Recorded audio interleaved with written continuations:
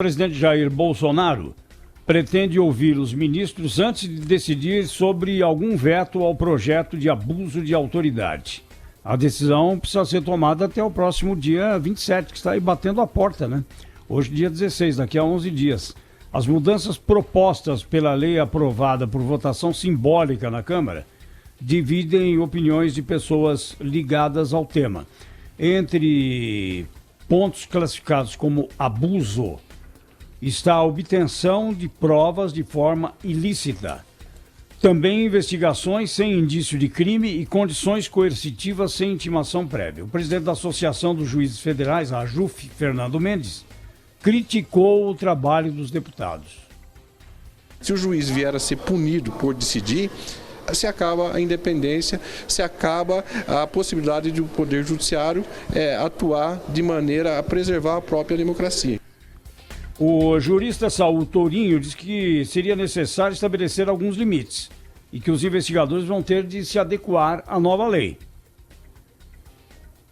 Questão de usos das algemas, que nós pensamos muitas vezes nas pessoas mais aquinhoadas, figurões que dormem em conforto, mas a pessoa humilde, mais simples do Brasil também se vê muitas vezes expostas indevidamente. Sim, deve valer para todos, né? Agora, não tem cabimento você colocar algema nos pés, até como aconteceu com o ex-governador do Rio de Janeiro, o ladrão Sérgio Cabral. Nesse caso, uma tem coisa, súmula uma coisa, do Supremo já que coisa. proíbe, viu, Zé Paulo? Tem súmula do Supremo que proíbe já a utilização de algemas para expor, né, Cláudio? Agora, algema só quando o sujeito oferecer resistência, né? Representar perigo para o agente. Claro. O presidente da AMB fala sobre o risco de se punir o juiz por decidir. Não é bem assim, né? Na verdade, o que a lei prevê, a nova lei, se for sancionada, prevê, é a punição pela decisão que configure abuso de autoridade. Se trata disso, né? Não é por decidir, quem tomar a decisão correta segundo a lei, não há o que temer. Agora, Cláudio, tem um problema muito sério aí, que é o seguinte: quem é que vai aplicar a lei? Ora, quem vai fazer a acusação é um promotor, quem vai decidir é um juiz.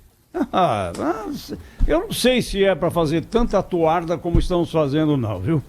E quem está fazendo mais são as próprias categorias, não é? Eles não confiam, então, nas próprias categorias. Se um juiz vai ser julgado por um juiz, ele tem de confiar na própria categoria. Se um promotor público vai apresentar uma denúncia contra um promotor público, ele não confia, então, que um colega terá bom senso ao apresentar uma denúncia contra ele. Se um promotor não confia que um colega terá bom senso para apresentar uma denúncia contra ele, logo, por que um promotor terá bom senso para apresentar uma denúncia contra qualquer um de nós aqui? Acho que é disso que se trata. A gente precisa parar de discutir, quando eu digo a gente, a sociedade como um todo, a gente precisa parar de discutir essa história como se fosse pró-corrupção ou contra a corrupção, pró-Lava Jato ou contra a Lava Jato. É evidente que aproveitaram o momento para avançar com esse projeto agora, que é um momento de enfraquecimento da Operação Lava Jato. Era impensável fazer isso no ano passado, mas as coisas amadurecem. Esse debate vai ser amadurecido, está na mão do presidente da República agora para avaliar eventuais exageros,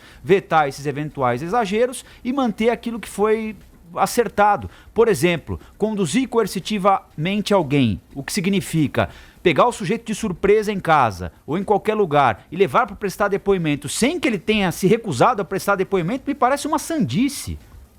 É só imaginar isso com qualquer um de nós. Às vezes você nem sabe que está sendo investigado e aí aparece alguém, te leva. Por quê? Eu não me recusei aí prestar depoimento, qual é a razão? Frequentemente, né, não é, Rafael? Frequentemente isso acontece para desmoralizar o cara mesmo, para configurar já uma situação de, né, como é que eu diria, perante a opinião pública. De condenação. De condenação, já para colocar ali na testa do sujeito a pecha de culpado. Porque aí já era, né, Cláudio? Aí ninguém vai querer saber o que aconteceu depois, né? Aí, quando te filmaram ou te mostraram, ou seus amigos ficaram sabendo que você foi levado num camburão para prestar depoimento, aí, meu amigo, aí já Inês é morta. Outra coisa, é preciso responsabilidade na hora de apresentar denúncia. Apresentar denúncia hoje é a coisa mais fácil e mais bonita do mundo, não é? Todo mundo aplaude quando alguém é denunciado. Se o sujeito é inocente ou não, se a causa é justa ou não, pouco importa. Foi denunciado, há aquela sensação de saciedade, né? É o sangue escorrendo pela boca. Muito bom, parabéns, agora sim, estamos fazendo justiça. Às vezes sim, às vezes não. E quando não, quem apresentou a denúncia precisa se justificar. Aí é que entra a subjetividade. né? Porque um promotor pode ter uma informação que lá adiante não se confirme. Ele não agiu de má fé. Agora, você também pode entender que em algum momento o promotor agiu, se não de má fé, sem os dados necessários, né? Sem documentação devida, né? Sem correr atrás do que devia correr atrás, porque, repito, é fácil hoje apresentar denúncia e invariavelmente todo mundo aplaude. Para mim, esse caso do Vale do Anhangabaú aqui é simbólico, não tinha nada. Tudo que disseram que a prefeitura não tinha, a prefeitura tinha. A obra parou. 300 mil reais de prejuízo só com os funcionários fora do canteiro de obra, fora o resto. E aí vem o presidente do TJ e diz, não, falaram que não tinha patrimônio histórico? Tem. Falaram que não tinha audiência pública? Tem. Então como é que parou a obra?